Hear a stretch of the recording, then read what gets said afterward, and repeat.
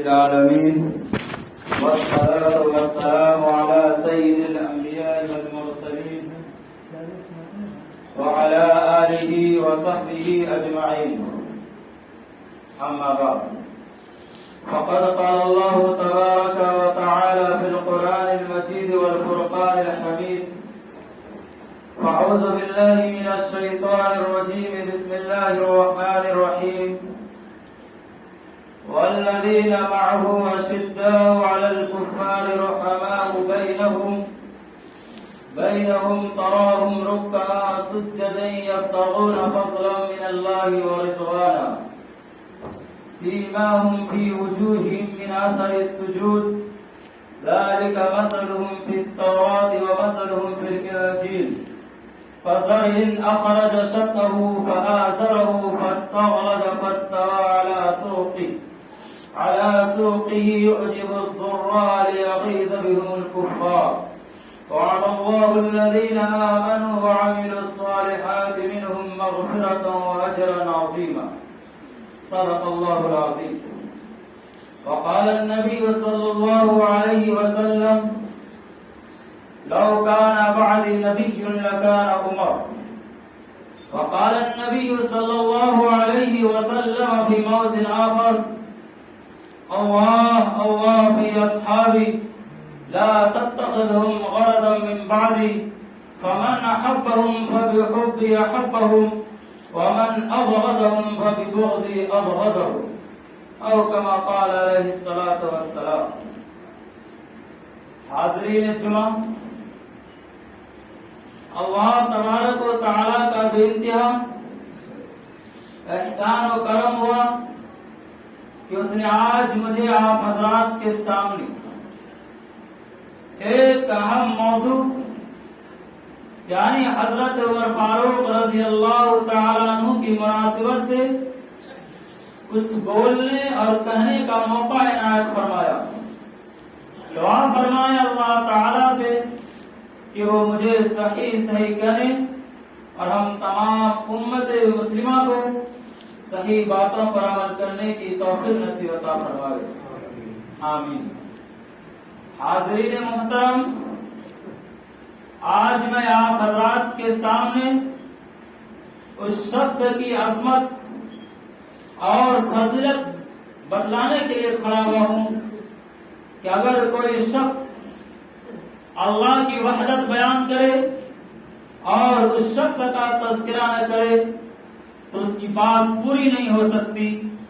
اگر کوئی شخص فضیلت جہاد بیان کرے اور اس شخص کا تذکرہ نہ کرے تو اس کی بات پوری نہیں ہو سکتی. اگر کوئی شخص خلافت راشدہ کی بات کرے اور اس شخص کا تذکرہ نہ کرے تو اس کی بات مکمل نہیں ہو سکتی. جن سے میری مراد وہ شخصیت خلیفہ ثانی لا ثانی حضرت عمر فاروق رضی اللہ تعالیٰ عنہ. حاضرین جمعہ، حضرت عمر فاروق رضی اللہ تعالیٰ عنہ کی پیدائش عام الفیل یعنی حضور اقدس محمد رسول اللہ صلی اللہ علیہ وسلم کی پیدائش ہونے کے 13 سال بعد ہوئی. حضرت عمر فاروق رضی اللہ تعالیٰ عنہ ایک بہت ہی لمبے قد کے نوجوان، اور عجیب بات یہ کہ آپ نے زمانہ جہالت ہی میں بہت ہی زیادہ پڑھنا لکھنا اور کاتب گری بھی سیکھ لیے تھے. حضرت عمر فاروق رضی اللہ تعالیٰ عنہ جب ایمان نہیں لائے تھے تو مکہ میں جب کوئی شخص ایمان لاتا تو حضرت عمر فاروق رضی اللہ تعالیٰ عنہ اس کو بہت زبردست پٹائی کرتے، اس لیے کہ وہ بہت سخت مزاج کے آدمی تھے. اس لیے کہ حضرت عمر فاروق رضی اللہ تعالیٰ عنہ ایک جلالی انسان تھے. سامنے مقرب حضرت عمر فاروق رضی اللہ تعالیٰ عنہ کا ایمان لانے کا واقعہ یہ ہے کہ حضرت عمر فاروق رضی اللہ تعالیٰ عنہ نے ایک دن سوچا کہ چلو چلتے ہیں اور محمد رسول اللہ کو پریشان کرتے ہیں. چنانچہ محمد رسول اللہ صلی اللہ علیہ وسلم کو پریشان کرنے کی نیت سے گھر سے نکلے اور جو ہی دار ارقم میں پہنچنے والے تھے کہ حضور اکرم محمد رسول اللہ صلی اللہ علیہ وسلم خانہ کعبہ کے اندر داخل ہو گئے، حضرت عمر بھی ان کے پیچھے پیچھے چلتے گئے، یہاں تک کہ حضور اکرم محمد رسول اللہ صلی اللہ علیہ وسلم نے نماز کی نیت باندھ لی، اور حضرت عمر ابھی ایمان نہیں لائے تھے، حضور صلی اللہ علیہ وسلم کی تلاوت کو سننے لگے، اور جب آقا مدنی محمد رسول اللہ صلی اللہ علیہ وسلم نے سورہ حاقہ کی تلاوت فرمائی، الحاقۃ ما الحاقہ وما ادراک ما الحاقہ، حضرت عمر فاروق رضی اللہ تعالیٰ عنہ آپ صلی اللہ علیہ وسلم کی تلاوت کو سن رہے ہیں اور قرآن کی فصاحت اور بلاغت کو محسوس کر رہے ہیں، اور اپنے دل میں یہ کہہ رہے ہیں کہ مکہ کے لوگ جو کہتے ہیں کہ یہ محمد رسول اللہ شاعر ہے، یقیناً مجھے معلوم ہو گیا کہ یہ شاعر ہے، لیکن فوراً اللہ تعالیٰ سے آگے پڑھ دیتے ہیں، وما هو بقول انه لقول رسول کریم وما هو بقول الشاعر قليلا ما تؤمنون، کہ یہ معزز فرشتہ کا لایا ہوا کلام ہے، یہ کسی شاعر کا کلام نہیں ہے، تم لوگ بہت کم سمجھتے ہو۔ اس کے بعد پھر عمر فاروق نے کہا یہ شخص لگتا ہے کائن ہے، پھر آگے اللہ کے نبی نے فرمایا ولا بقول کاہن قلیلا ما تذکرون، یہ کسی کاہن کا کلام نہیں ہے، تم لوگ بہت کم سمجھتے ہو اور بہت کم نصیحت حاصل کرتے ہو۔ حضرت عمر فاروق رضی اللہ تعالیٰ عنہ خود بیان فرماتے ہیں، یہاں تک کہ حضور صلی اللہ علیہ وسلم اپنی نماز سے فارغ نہیں ہوئے کہ ہمارے دل میں ایمان گھس گیا اور میرے کفر کا صفایا ہو گیا۔ ایک دوسری روایت یہ ملتی ہے کہ ایک دن آقا مدنی محمد رسول اللہ صلی اللہ علیہ وسلم صفا پہاڑی پر بیٹھے ہوئے سوچ رہے ہیں اور غمگین دل ہیں کہ دین جو اللہ نے مجھے دیا ہے اس کو کیسے پھیلایا جائے، اس کو کیسے لوگوں تک پہنچایا جائے۔ حضور اکرم محمد رسول اللہ صلی اللہ علیہ وسلم اس غمگین کو لے کر بیٹھے ہوئے اور سوچ رہے ہیں، اسی راستہ سے ابو جہل کا گزر ہوتا ہے۔ ابو جہل دیکھتا ہے کہ محمد رسول اللہ بیٹھے ہوئے ہیں، ابو جہل حضور اکرم محمد رسول اللہ صلی اللہ علیہ وسلم کے چہرے انور پر تھپڑ مارتا ہے اور کہتا کس غمگین میں بیٹھے ہوئے ہو؟ حضور صلی اللہ علیہ وسلم نے فرمایا کہ میں جس دین کو لے کر آیا ہوں اس دین کے غمگین میں بیٹھا ہوا ہوں کہ دین لوگوں تک کیسے پہنچ جائے۔ اچھا تم یہی سوچ رہے ہو۔ اس کے بعد پھر ابو جہل نے پتھر برسنا چالو کر دیا، یہاں تک کہ حضور اکرم محمد صلی اللہ علیہ وسلم کو لہوحان ہو کر واپس گھر لوٹنے پر مجبور کر دیا۔ اور حضرت حمزہ کی لونڈی صفا کے پہاڑ کی طرف ادھر حضرت حمزہ کا وہ دیکھ رہی تھی، اور جب شام کو حضرت حمزہ رضی اللہ تعالیٰ عنہ شکار کر کے گھر واپس آئے، اور حضرت حمزہ رضی اللہ تعالیٰ عنہ وہ بھی ایک بہت بڑے بہادر تھے، اور جب شکار کر کے شام کو گھر آتے تھے تو اترا اترا کر کے چلتے تھے، جو ہی اپنے سواری سے اترے اور گھر میں داخل ہوئے تو ان کی لونڈیوں نے کہا اے حمزہ تم بہت اتراتے ہو، اپنے آپ کو شیر کہتے ہو اور اپنے آپ کو بہادر بنتے ہو، تجھے نہیں معلوم کیا ہوا؟ کاش تمہارا بھتیجا محمد اس پہاڑ پر بیٹھا ہوا تھا، ابو جہل نے اس کو مارا، اس کو من پسند کی گالیاں دی اور اس کی خوب جم کی پٹائی کی، جاؤ تم ان سے انتقام لو۔ وہ لونڈی بھی کافرہ اور مشرکہ تھی، لیکن بعض اوقات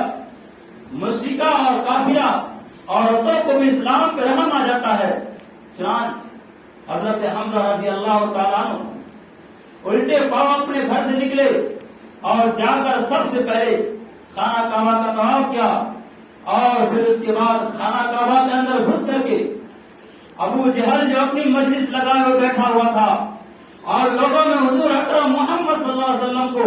جو مار کر گیا تھا بیان کر رہا تھا کہ اے لوگوں تمہیں معلوم ہے آج میں نے محمد کو بہت بری طریقہ سے پیٹا ہے، آج میں نے اس کا سر پھاڑ دیا ہے اور میں نے آج اس کو خوب بری بری گالیاں دی ہے جو میں تم لوگوں کے سامنے بیان نہیں کر سکتا۔ حضرت حمزہ رضی اللہ تعالیٰ عنہ پہنچتے ہیں اور اپنے نیام سے تلوار نکالتے ہیں اور الٹی تلوار حضرت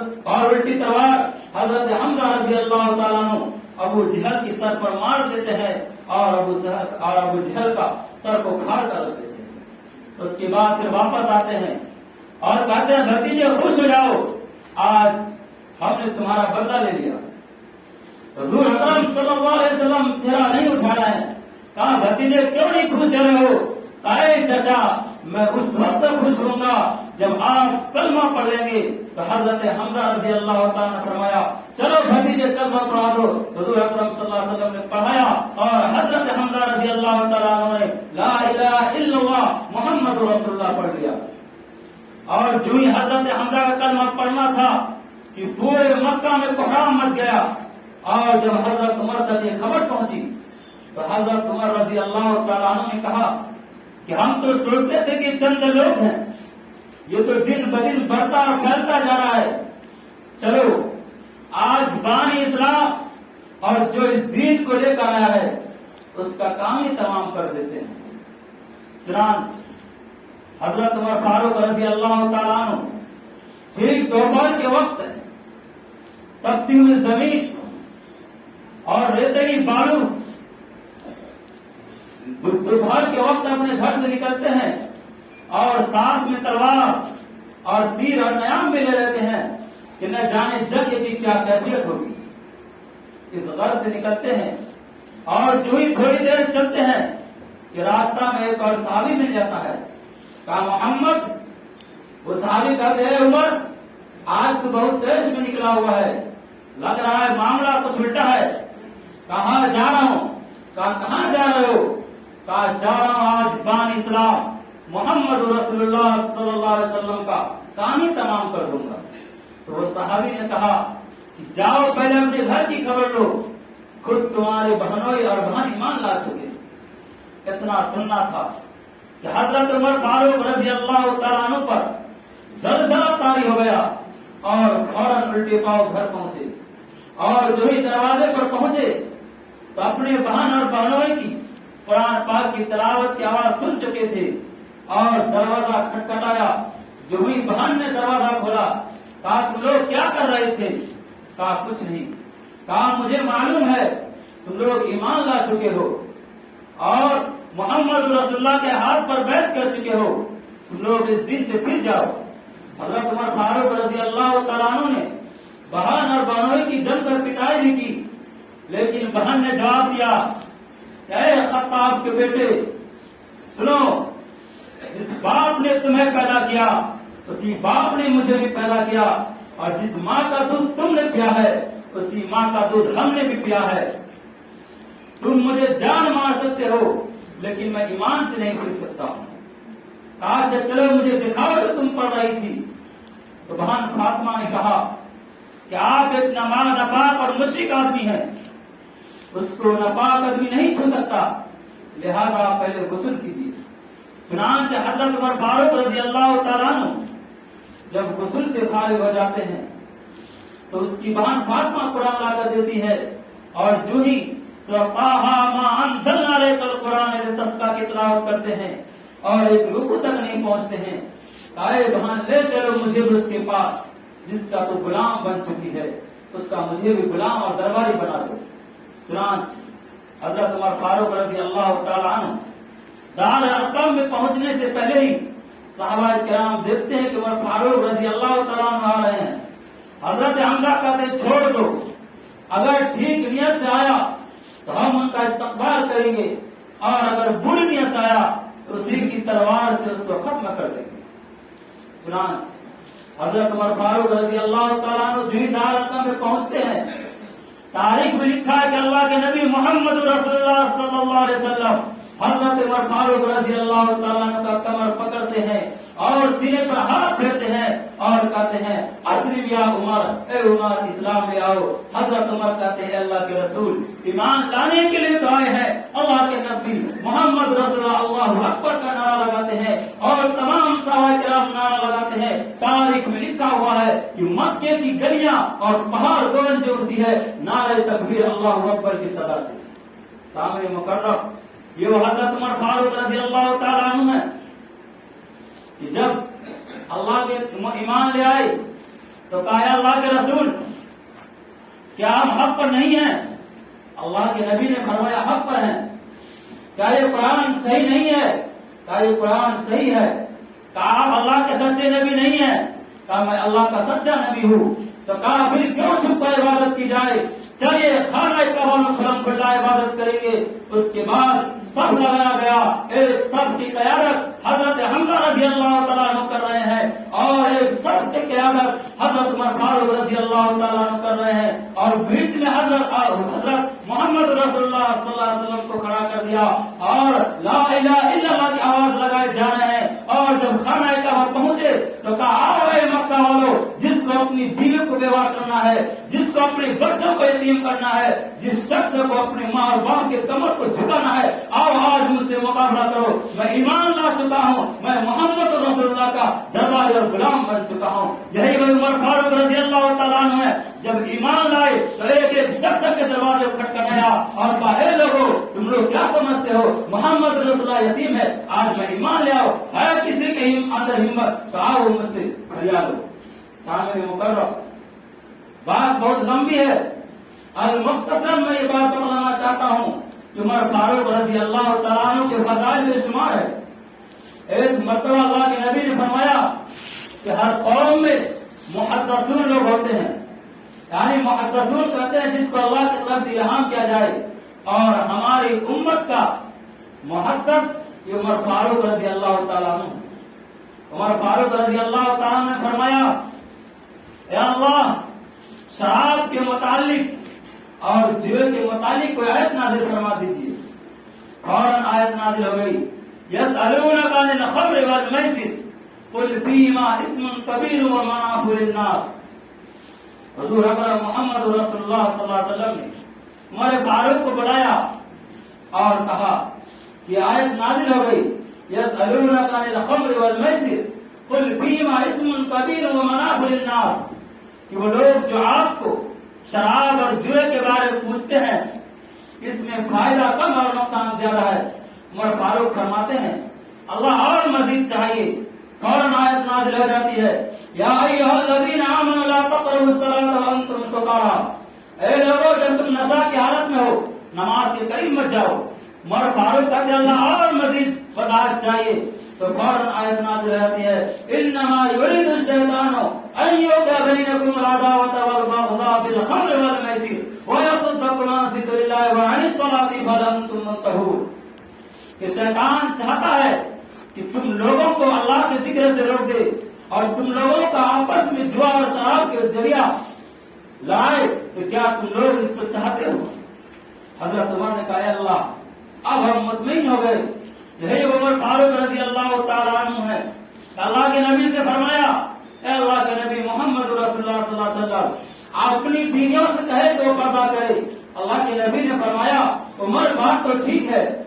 لیکن میں کوئی بات اپنی طرف سے نہیں کہتا ہوں، وما ينطق عن الهوى ان هو الا وحی یوحى، نبی کوئی بات اپنی طرف سے نہیں کہتا، جو بات وحی کے ذریعہ نازل ہوتی ہے وہی بات فرماتے ہیں کہ فوراً اللہ کی طرف سے وحی نازل ہو گیا،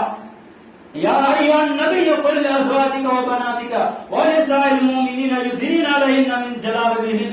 اے نبی آپ اپنی بیویوں سے، اپنی بیٹیوں سے اور لوگ عورتوں سے کہہ دیجئے کہ وہ پردہ کریں۔ سامنے مکرم حضرت عمر فاروق رضی اللہ تعالیٰ عنہ کے فضائل بے شمار ہیں، وقت کی قلت ہے، میں صرف ایک واقعہ بتلا کے بعد ختم کرتا ہوں۔ حضرت عمر فاروق رضی اللہ تعالیٰ عنہ یہ وہ صحابی ہیں کہ اس کے مرضی کے مطابق بے شمار آیت قرآن میں نازل ہوئی۔ حضرت عبداللہ بن سلول، عبداللہ بن سلول یہ ایک منافق شخص ہے، اس کا بیٹا حضرت عبداللہ یہ ایک نمبر کے پکے صحابی ہیں۔ جب عبداللہ بن سلول کا انتقال ہوا تو اپنے باپ کے وصیت کے مطابق محمد رسول اللہ صلی اللہ علیہ وسلم کے پاس پہنچتے ہیں اور کہتے ہیں کہ رسول اللہ صلی اللہ علیہ وسلم آپ اپنی یہ چادر اور اپنے کرتا مجھے دے دیجئے، اس لیے کہ آپ کو معلوم ہے کہ میرا باپ بہت بڑا منافق ہے، انہوں نے آپ کو ہر راستے میں ستایا ہے، لہذا مجھے کرم فرمائیے کہ آپ اپنا چادر دے دیجئے جس میں اپنے والد کو دفن دے سکوں۔ اللہ کے نبی محمد رسول اللہ صلی اللہ علیہ وسلم اپنی چادر مبارک کو اتارتے ہیں اور جو ہی حضرت عبداللہ کو دیتے ہیں تو عمر فاروق چادر چھیننے لگتے ہیں اور کہتے ہیں کہ اللہ کے رسول آپ اپنی چادر ایک ایسے شخص کو دے رہے ہیں جنہوں نے آپ کو ہر ماس پر ستایا، جنہوں نے جہاں مدینہ ہجرت کی تو جنہوں نے کہا لَيُخْرِجَنَّ الْعَزُّ مِنَ الْأَذَلِ کہ ہم مدینے سے سب سے بڑا ذلیل خار محمد رسول اللہ کو نکال کر رہیں گے۔ حضور اکرم صلی اللہ علیہ وسلم نے فرمایا کہ اے عمر، اس کا مجھ پر ایک احسان ہے، وہ احسان یہ ہے کہ ہمارے چچا حضرت عباس رضی اللہ تعالیٰ عنہ جب ایک جنگ میں قید ہو کر آئے تھے تو انہوں نے میرے چچا کو چادر دیا تھا، میں اسی کا بدلہ دے رہا ہوں۔ پھر اس کے بعد لوگوں نے کہا کہ عبداللہ جاؤ، جب حضور نے اپنی چادر دے دی تو ہو سکتا ہے تمہارے باپ کا جنازہ پڑھا دے، اور جب حضور تمہارے باپ کا جنازہ پڑھا دیں گے تو ہو سکتا ہے اللہ اس کے ذریعہ تمہارے باپ کی مغفرت کر دے۔ پھر وہ صحابی رسول گیا اور حضور صلی اللہ علیہ وسلم جو ہی نماز جنازہ پڑھنے کے لیے آگے بڑھے، حضرت عمر فاروق رضی اللہ تعالیٰ عنہ حضور اکرم محمد رسول اللہ کا دامن پکڑ لیتے ہیں اور کہتے ہیں اللہ کے رسول آپ اس منافق کا نماز جنازہ مت پڑھائیے، اس شخص نے فلاں و قضا و قضا، انہوں نے فلاں جگہ پر آپ کو ستایا ہے، انہوں نے ساری امت کی ماں اما عائشہ پر تہمت لگایا ہے، زنا کا الزام لگایا ہے، انہوں نے آپ کو ستایا ہے، آپ اس منافق کی نماز جنازہ نہیں پڑھائیے۔ حضور نے فرمایا اے عمر ابھی کوئی آیت نازل نہیں ہوئی ہے، لہذا مجھے پڑھانے دو، اگر میں نماز جنازہ پڑھا دوں اور اس شخص کی بخشش ہو جائے تو اس سے حضور کا کیا بگڑے گا۔ لیکن حضرت عمر فاروق رضی اللہ تعالیٰ عنہ رو رہے ہیں، آنسو زار و قطار رو رہے ہیں اور جو ہی پیچھے ہٹتے ہیں اور اللہ کے نبی جو ہی نماز جنازہ سے فارغ ہوتے ہیں فوراً جبرائیل امین آیت لے کر نازل ہوتا ہے وَلَا تُصَلِّ عَلَىٰ أَحَدٍ مِّنْهُمْ مَاتَ وَلَا تَقُمْ عَلَىٰ قَبْرِهِ، اے محمد رسول اللہ صلی اللہ علیہ وسلم آج سے آپ کو کسی منافق کی نماز جنازہ پڑھانے کی اجازت نہیں ہے اور نہیں کسی کے منافق کے قبر پر کھڑے ہونے کی اجازت ہے۔ اس کے بعد پھر آج اللہ نے پڑھا دیا خوش بھاری مت رہو، استغفر لهم او لا تستغفر لهم ان تستغفر لهم 70 مرة فلن يغفر الله لهم کہ اگر آپ 70 مرتبہ مغفرت کریں یا نہ کریں میں آپ کا ہاتھ تو خالی لوٹا سکتا ہوں مگر منافق کی بخشش نہیں کر سکتا ہوں۔ سامنے مکرم بات تو بہت ہے، وقت زائد ہو چکا ہے، انہی باتوں میں تقریر ختم کرتا ہوں اور آخر میں اللہ تبارک و تعالیٰ سے دعا